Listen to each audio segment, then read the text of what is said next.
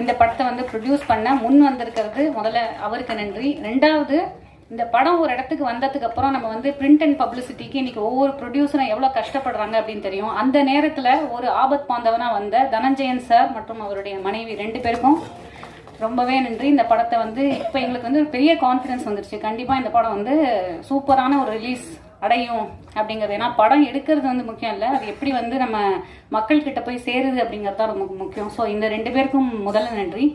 மூன்றாவதா, captain of the ship director Suseenthiran அவர்கள்.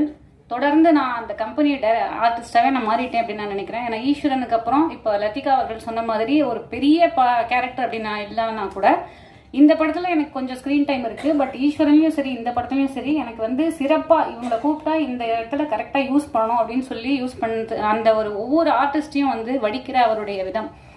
இந்த படத்தை பற்றி வந்து ஒன்று சொல்லணும்னா, ஆதலால் காதல் செய்வீர், நான் மகான் அல்ல, பாண்டிய நாடு, இதெல்லாம் வந்து அவருடைய லெகசி மூவிஸ் அப்படின்னே நான் சொல்லலாம். அதில் ஆதலால் காதல் செய்வீரில் வந்து அவர் ஒரு சின்ன இடத்துல இந்த கிளைமேக்ஸில் வந்து கம்ப்ளீட்டாக மிரட்டியிருப்பார். அந்த வயசில் இது வந்து ஒரு 15 வருஷம் இருக்குன்னு நினைக்கிறேன் ஆதலால் காதல் செய்வீர் வந்து. அந்த நேரத்தில் அவருக்கு இருந்த மெச்சூரிட்டி அது இன்னைக்கு வந்து இந்த படத்தில் இதுவும் வந்து ஒரு புதுமையான அனுபவமாக இருக்கும். கண்டிப்பான ஒரு விஷயம். பாண்டிய நாடுல இருக்கக்கூடிய ஒரு உறவுகளாக இருக்கட்டும், இல்லை ஆதலால் காதல் செய்வீரில் இருந்த ஒரு காதலாக இருக்கட்டும், அந்த அளவுக்கு இந்த படத்தில் என்ன தனித்துவமாக இருக்குது அப்படின்னு நீங்கள் கேட்டிங்கன்னா 2 வார்த்தையில் நான் சொல்லணும் அப்படின்னா, இளமை, இனிமை. படத்துடைய மொத்தமாகவே இந்த 2K நிறையா கிட்ஸ் வந்திருக்காங்க. இவங்க எல்லாமே 2K கிட்ஸ்ன்னு தான் சொல்லலாம். என் வயசுக்கு அவங்களாம் கிட்ஸ் தான். அண்ட் இளமை, இனிமையும் இருக்குது. ஏன்னா ஒரு ப்ளசண்ட்டான எக்ஸ்பீரியன்ஸாக இருக்கும்.